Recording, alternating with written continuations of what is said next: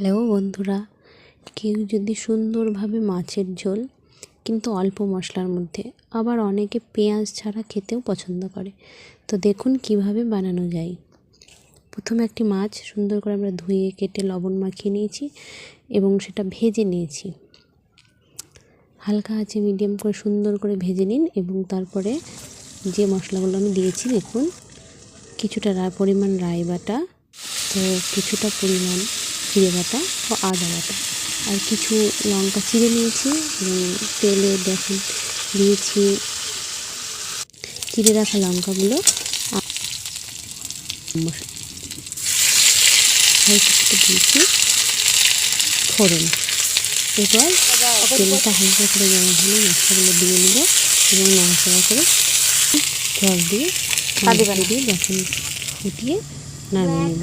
সুন্দর সহজভাবে।